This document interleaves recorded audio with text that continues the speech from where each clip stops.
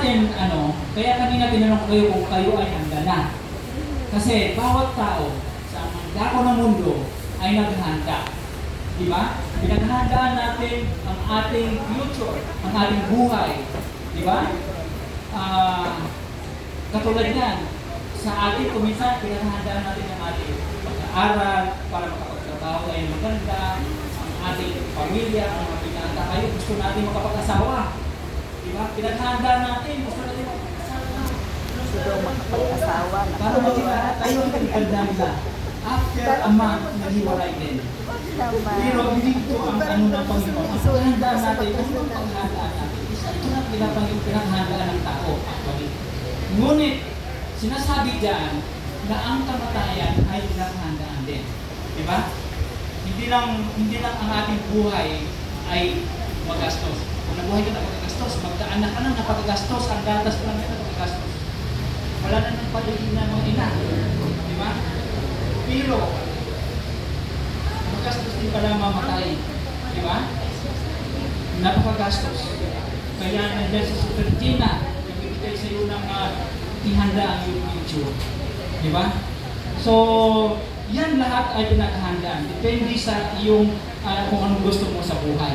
Yan katulad na namamatay. Tingnan mo, siguro, hindi na lang ako namatay siya, pero ang ganda ng kanyang pinaghandaan ng kanyang pamilya. Para palagay ko may insurance ito. So, yan. Pero ang buhay natin, hindi natin tiyak. Katulad ng nito. Di ba? Ikaw mo naman, kung ikaw matino ka, sisingit ka dyan, hindi mo alam kung ano mangyayari sa'yo. Tama? Kaya sinabi sa Bible, sinabi sa Ecclesiastes 7:17, sinasabi niya, huwag kang magpakasamang lubha, ni magpamamangma.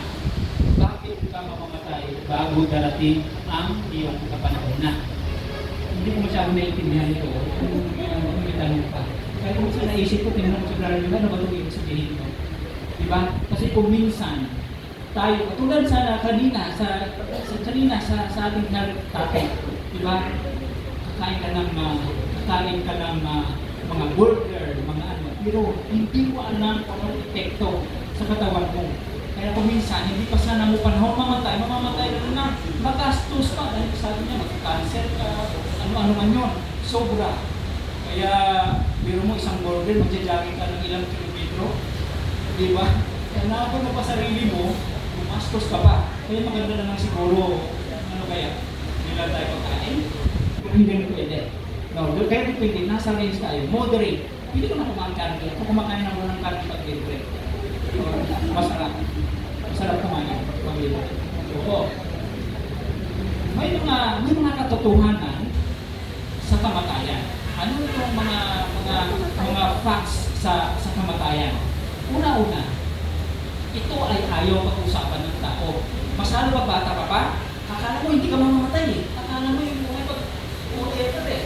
Diba? Pag bata ka pa, gusto mo na, gusto ko lumaki. Gusto ko maging 21 years old na ako para independent na ako, makapag-asawa na ako, pwede na ako mag-ligaw. Ano natin maganda? Maganda tayo ko yun. Ano na, diba? So yun ang ayaw pag-usapan ng tao, ng kamatayan. Tapos, pero ito nakakatakot. Pinakatakutan ito, yung nag-usapan ito, nakakatakot din. Hindi rin ito wilkang Panginoon. Diba? Sino ba nag-wilkang kamatayan? Actually, mayroong iba nagpapakamatay. Pero, yun is ibang usapan niya. And then, ito ay hindi rin pinaghandaan sa iba. Pero ito darating. Dahil sa mga experience ng tao, pinaghandaan ng iba ito. Kumukuha sila ng mga insurance nila para sa Twitter, whatever na mga sort of para hindi mahihirapan yung lang ng pamilya. At saka ito ay malaking abala sa buhay. Diba? Pag namatayan, malaking malaking gastos ay papasakil pa. Minsan na-iisip ko yung recently na nangyayari ng accident sa Air Force, Emirates. Kung ikaw ang nandun, napakalaki yung pagkakasa sa puso mo. Kaya palagay ko, sometimes you cannot accept it. Diba? Bilang. So, Ano ang sinasabi sa expect? Sinasabi niya, sapagkat wala akong kaluguran. Ang Panginoon wala ng kaluguran sa kamatayan. Sinasabi niya, kahit kamatay ng sinuman, sinabi ng Panginoong Diyos, kaya pagsibalik doon kayo at mabuhay. Yun na pala kailangan natin. Bumalik tayo sa Panginoon. Paano ba tayo magkaroon ng, ibig sabihin, paano ba ang tao nagkaroon ng kamatayan? Ha? Bakit may kamatayan? Diba? Babalik tayo sa sa creation muna, di ba? Maganda balikan po kung bakit nagkaroon, what is the origin ng kamatayan niya? Di ba? Paano nilikha ng Diyos ang tao? Sa Genesis, ito ay makikita sa Genesis 1:26, sinasabi niya na at sinabi ng Diyos, lalamin natin ang tao. Katulad natin, sabi niya, sa ating larawan, ayon sa ating wangis. Pag sinabi mong wangis, di ba, kamukhang kamukha. Biro mo, ginawa tayo ng Panginoon na katulad kawangis niya. Napakaganda natin siguro noon, ng una-unang mga tao. Nagkaroon sila magkaroon sila ng kapangyarihan sa isda, sa dagat, at sa ibon sa himpapawid, at sa mga hayop, at sa buong lupa, at sa bawat umuusad na nagsisiusad sa ibabaw ng lupa. Tingnan mo. Kung titingnan mo itong yung picture pa lang na yan, it's very, di ba? Nakaubad pa sila. Hindi nila pinakita. Pero, napakaganda na sa Panginoon, siya ang Panginoon, alala, ibig sabihin ng is, we are created, perfect. Binigyan pa tayo ng kapangyarihan para pamahalaan ang lahat. Pero ano ba ang composition ng tao? Di ba? Sa Genesis 12 verse 7, sinabi niya, nilalang na Panginoong Diyos ang tao sa alabok ng lupa. Hiningan ng butas ng ilong, ng hininga ng buhay, at ang tao ay naging buhay na kaluluwa. Ibig sabihin, ano ang composition ng may composition? Pag titingnan natin itong talatang ito, ano ang makikita niyo dyan na composition ng tao? Una-una, sinasabi niya, alinabok, tama? And then, pangalawa, espiritu o hininga buhay. Ayan ay, ang resulta niya ay kaluluwang buhay. Yun pala yung nagiging composition ng tao. Kinrate tayo ng ganong So kung ang katawan natin ay may kamatayan, may pag-asa ba tayo ng buhay muli? Yun ang katanungan sa lahat, di ba? Bakit kung mamatay ka, may pagkabuhay pa kaya? Di ba? Ang mga tanong kahit saan, ang mga tao ay nagtatanong. Ito ang mga tanong na karaniwan sa atin. Di ba? Ano ang nangyayari sa tao kapag siya ay namatay? Di ba? Bakit nawala? Namatay din. Okay, bumalik. Yan. Ganyan din. Minsan namamatay, namumuhay. Yan. Ano ang mangyayari? Pangalawa, saan pupunta? Saan siya pupunta? Pangatlo, may pag-asa ba mula sa niya? Apat, maaari bang kausapin ang taong namamatay ang ating mahal sa buhay na hintay na? Diba? May mga major na paniniwala sa buhay. Una-una, ito ay dito nakasulat ito ay 6 na muna. At ito ang mga paniniwala sa Budismo, lilipat daw ang namatay sa ibang tao o hayop. Yan ang sa Budismo. Sa Muslim naman, maaaring mapunta sa langit, na paraiso o sa pila-pilabot na mga lugar. Sa spiritista, minsan pasensyahan niyo ako kasi muloy talaga kung pinananapay. Inimprove ko lang doon. So dito, spiritista, nasa sanlibutan ang mga espiritu. Diba? Umiikot lang daw dito. So baka may magparadal sa inyo yan, baka ito sa'yo. Diba?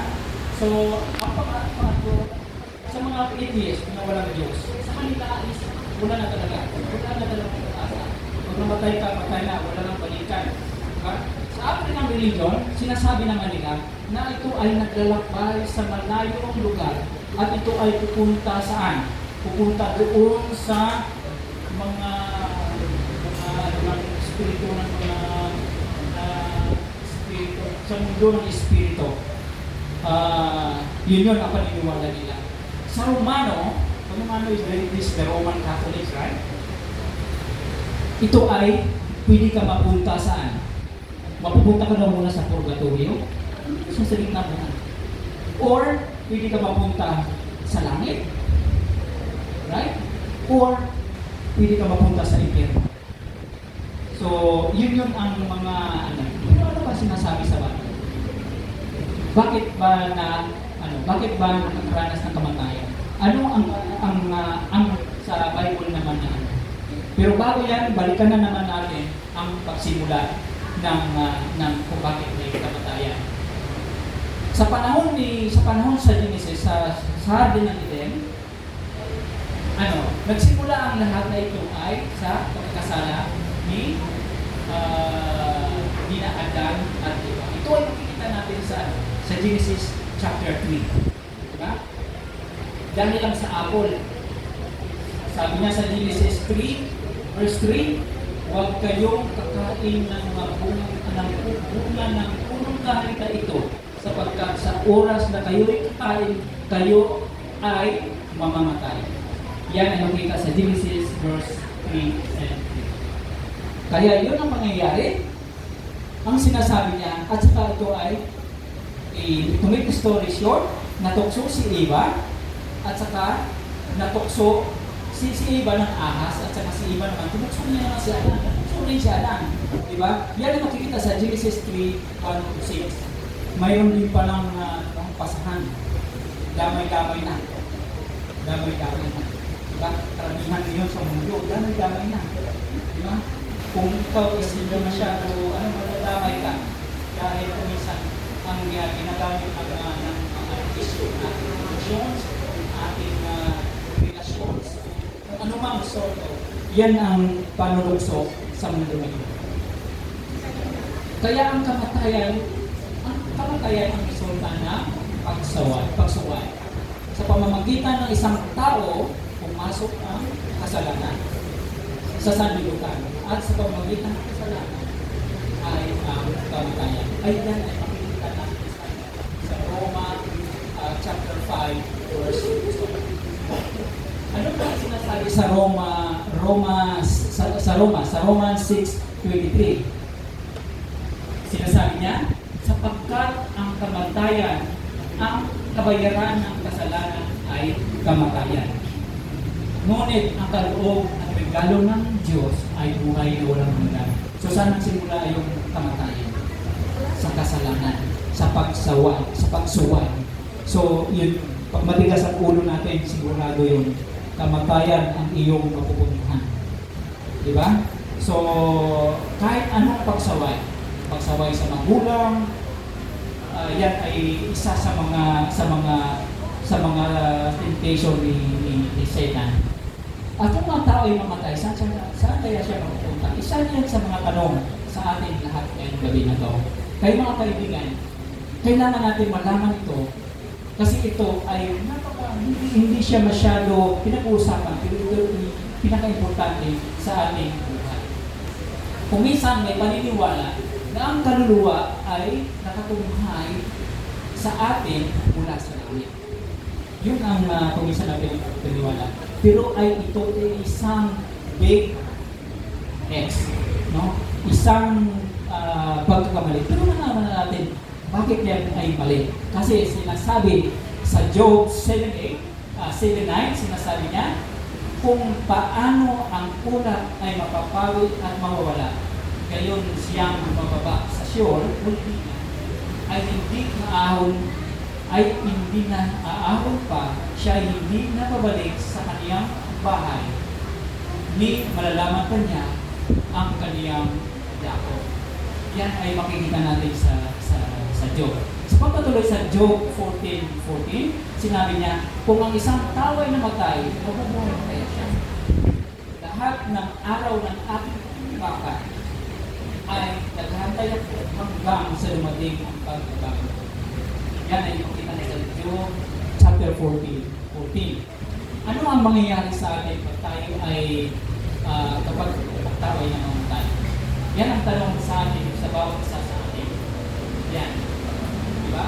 Tunghayan natin, kanina, sinabi natin ang komposisyon ng tao. Diba? Sinabi ka sa paglikha is alikabok, hininga ng Panginoon, at saka nagiging buhay. So dito, sa Ecclesiastes 12:7, sinabi niya, at ang alikabok ay bumalik sa lupa, at gaya ng una, at ang Espiritu bumalik sa Diyos na nagbigay. So yun pala yun. Diba? So, pag namatay ka, ikaw ay mawala ng buhay, at ang Espiritu ay mapupunta sa Panginoon. Kasi doon ay nangyari. Sa Job 27:3, sapagkat ang aking buhay ay buo sa akin at ang Espiritu ng Diyos ay nasa butas ng aking ilong. Diba? Kaya huwag niyo takpan ang ilong nyo para tuloy na ang buhay. Diba? Ang ano dito is habang ang Panginoon ay nasa atin, tayo ay mabubuhay. Yun lang ang sinasabi dito sa talatang ito. Sa Job, sa James 2:26, sinasabi niya, sapagkat kung paano ang katawan na walang espiritu ay patay, ay gayon din ang pananampalataya na walang gawa ay patay din. Diba? So, yun ang natin. Kanina, sinabi nga na kaluluwang buhay, may kusiningan ng buhay, yan ay katawang buhay. In of this composition na wala, man, Diyos na exist. Diba? Parang katulad ng daw yan sa isang ilaw na tinanggal mo sa saksakan. Diba? Tanggal mo ito, kanina namatay din. Diba? So, ganun lang yan. Ganun lang ang masimpleng illustration sa atin na ang buhay, pag hindi nakakunik sa Panginoon, tayo ay isang patay. Katulad ng pakita. Sang-ayon ba ang Diyos sa pag-usap sa mga patay? Diba? Sa espiritu ng patay? Diba? Yan ang mga tanong kanina sa natin. So, ano bang sinasabi sa Bible sa atin? Sa Deuteronomy 18:10-12, shortcut lang natin, o mga nagpagsangguni sa mga masamang espiritu, sapagkat sino man gumawa ng mga bagay na ito ay karumalduman sa Panginoon. Kung minsan tayo ay biktima nito. Diba? Biktima tayo nito dahil for the comfort natin ang ating sarili, ma-comfort ang isang tao, ang kanyang ma-pacify. Kung minsan, ganun ang ginagawa nila. Diba? So, salamat tayo na sa gabing ito, sa ating natunghayan ang katotohanan ito at hindi na tayo magsasabi na happy birthday in heaven. Kasi wala naman talaga yung ang natin, pag walang hininga, wala, ang espiritu mo ay wala. Yan natutunan natin habang patuloy natin sa pag-aaral, ano ba ang kalagayan talaga ng patay kung siya ay ano ang paliwanag sa Biblia tungkol ito sa kamatayan?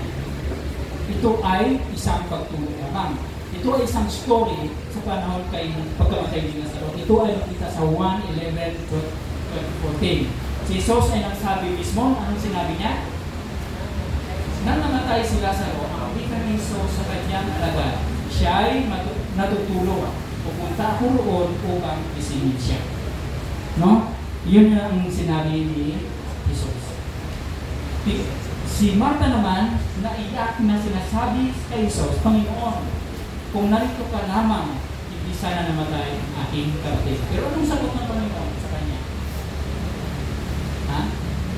Sinabi sa kanya ni Jesus, babangon uli siya, ay ang inyong kapatid. Ito makita sa Juan 11:33. 24. Sa 1:11:39, diba? Sinasabi niya, si Marta, na kapatid ni Iyong namatay, ay nagsabi sa kaniya na ngayong nabubulok na ang bangkay sapagkat 4 na araw na siyang namamatay. So, yan ang katotohanan ng isang taong namatay. Siya ay sa Panginoon, sila ay natutulog naman. Di ba? Pero hindi mo sila pwede kausapin. Sila ay natutulog kasi ang espiritu nila ay bumalik sa Panginoon tulad sa napag-aralan natin kanina. So saan nga? Dito may story din sa Acts. Ito makikita ito sa Acts sa Acts 2:30 to 29 to 30. Ang sinasabi dito na ni Paul isa na, mga kapatid, may tiwalang nasasabi ko sa inyo tungkol sa batayakan si David. Siya rin ay namatay at ibinigin at nasa atin ang kanyang ibinigan hanggang sa araw na ito. Diba? Sapagkat hindi umakyat si David sa mga langit, ngunit siya ay nagsabi, sinabi ng Panginoon na sa aking Panginoon, upo ka sa aking sa kanang kamay. Yun ang sinabi niya, pero si David, is wala naman. Si David ay nilutin, at saka hindi siya napunta sa langit. Yan ang tunay na kalagayan ng isang taong namatay. Hindi ko sa lupa, and then, antay siya ng pagdating ng Panginoon. Sa Ecclesiastes 9:5, sinasabi sapagkat nalalaman ng buhay na sila ay mamatay. Ngunit hindi nalalaman ng babae anumang bagay at wala silang galting pala. So yun ang kalagayan ng sa Ecclesiastes. Patuloy tayo sapagkat ang alaala nila ay kalimutan na. Naging ang kanilang pag-ibig, ang kanilang pagkapuot at ang kanilang pagkaingit. So wag mo na antayin na tayo mamatay para mawala itong pagkapuot namin at pagkaingit. Di ba? Habang buhay tayo, tanggalin na natin. At wala man silang anumang bahagi pa sa mapakailan man sa anumang bagay na nagawa sa ilalim ng araw. Wala na silang mga purpose talaga. Ang purpose na siguro is sila pataba. Right? Pag namatay ka, pili ka. Pero isang dakot lang yun. Napakakunti. Napakapirumik ka. Baka isang lang. So, ganun tayo sa ganun ang kalagayan natin. So, bakit?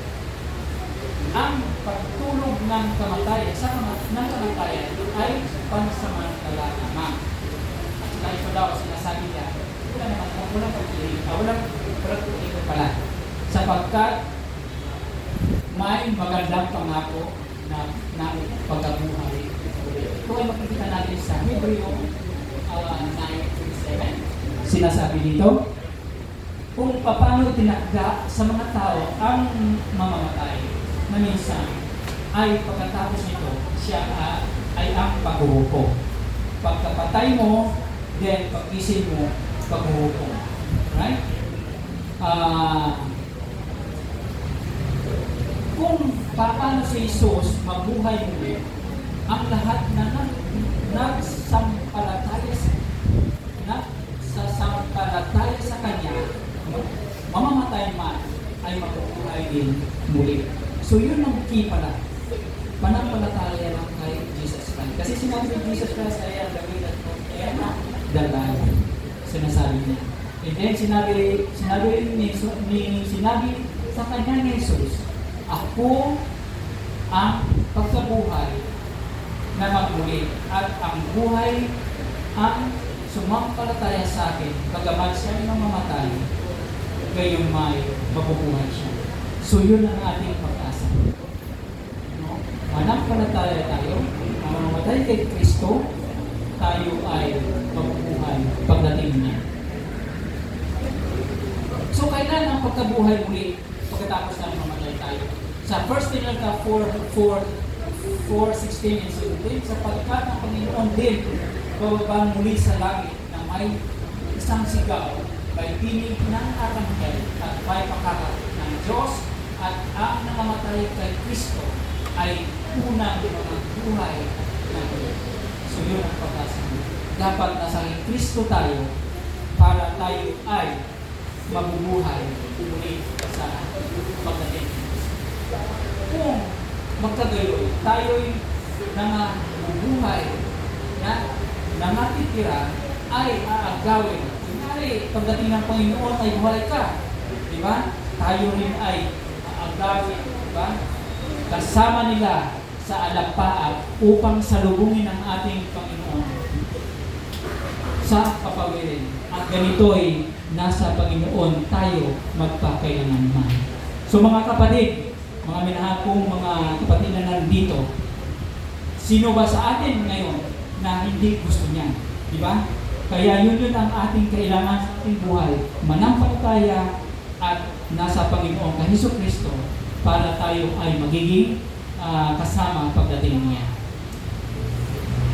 Ang mga sa Apocalypse 25, ang mga iba sa mga patay ay hindi mga buhay hanggang maganap ang 1,000 taon. Ito ang unang pagkabuhay. So ibig sabihin mayroon pa lang mga patay na iba na maiwan. Ang sinasabi lang doon na makasama ni Kristo ay itong mga nasa kay Kristo. Di ba? So hindi lahat mabubuhay, kundi ang close na pag-unang balik ni Kristo ang tayo ay makasama kung tayo ay namatay kay Kristo. Kaya sinabi niya, huwag ninyong ipag-ilalas ito sapagkat darating ang oras na ang lahat ng mga isa-libingan ay makakarinig ng isang tinig. Ang mga nagsisigawan na mabuti ay sa pagkakabuhay at nagmuli at sa buhay. At ang mga nagsisigawan masama sa pagkabuhay na magmuli sa pagkakatol. So dalawa, sila mabuhay ka doon sa pagkabuhay o mabubuhay ka doon sa paghahatol. Diba? So, nasa atin. Dito sa Apocalypse 26, mapalad ang banal na makasama sa unang pagkabuhay.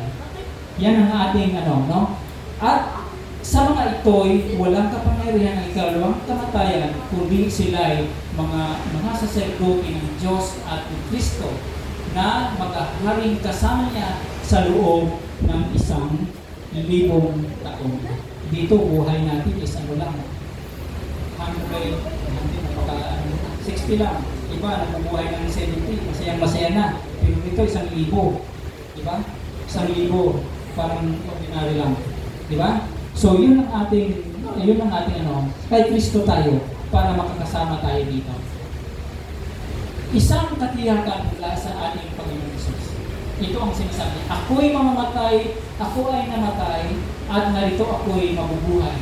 Magpakailanman at nasa akin ang susi ng kamatayan at ng Hades. Ito ay makikita sa Apocalypse 1:18. May kaaliwan at pag-asa ang pamilya sa kabila ng kamatayan. Ang isang mahal na buhay, ang isang mahal sa buhay sa ikalawang pagdating ni Kristo. Just imagine, di ba? Katulad nila, na kung ikaw ni mga mahal sa buhay na namatay, you are looking to see them sa unang pagdating ni Kristo, sa unang pagdating niya, ito ay magkita kayo. At saka, napakasayang senaryo na ating, yun ang purpose ng Panginoon.